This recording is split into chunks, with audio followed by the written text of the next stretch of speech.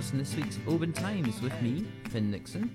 And me, Sandy Neal. Well, what do we have for you this week in the Oban Times? There's lots of news and photographs for you in the newspaper, as always, and at our website, www.obantimes.co.uk. And remember that we are also always happy to hear your stories and see your photographs. You can call us on 01 631 568 000, email editor@obantimes.co.uk, or drop us a message on our Facebook, Instagram or Twitter accounts. Let's get into it then. Sandy, what have you been finding out about for us this week? Thank you very much, Finn. Well, a national charity has slammed NHS cancer care cuts at Oban Hospital.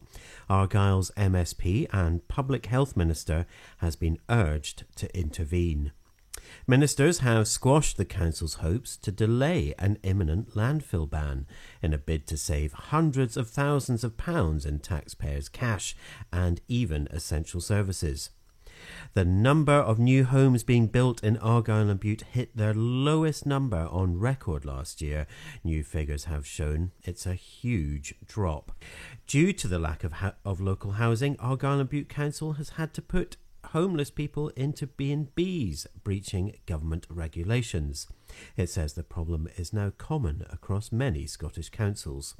7 nights of work are set to take place on the Connell Bridge starting Thursday, October the 5th. There will be 30-minute bridge closures at 30-minute intervals between midnight and 5:30 a.m.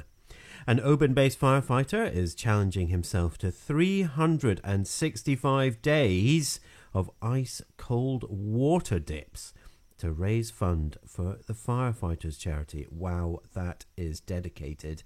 And time to get the thinking caps on and come up with designs and decorations for this year's annual Christmas Tree Festival in St Conan's Kirk, Lochore. Finn, what have you got for us? Lismore is launching a community shares offer this Saturday, hoping to net the £70,000 it needs to take over the store and post office. Residents, holiday home owners, visitors with a love of Lismore, and those from far and wide with family links are being asked to take up the offer and help the community reach its target as soon as possible. People on the island are also being encouraged to invest a minimum of £25, while off-islanders are being asked to buy a minimum of 10 shares for £250. Donations will also be welcome. You can go to the island's community Facebook page to get involved now. On another island, Ling is in the midst of a housing needs survey. Even if you don't already live on the island, you can still have a say if you would like to return there to live one day or would like to settle there anew.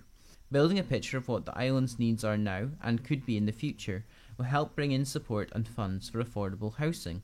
And we've got some great photos from the weekend's Comic-Con event at the Corran Halls, when superheroes, apocalyptic survivors, Autobots and Jedi Knights all descended on Oban. Check that out in this week's newspaper. In the sport, we of course have a full report from Bob McIntyre's first appearance at the Ryder Cup, with the man who got his first taste of golf on the Glen Cruachan golf course greens, contributing to a 16.5 to 11.5 victory for Team Europe. It was a stunning debut for the 27-year-old, and his performance certainly silenced those who labelled him a weak link in the European team.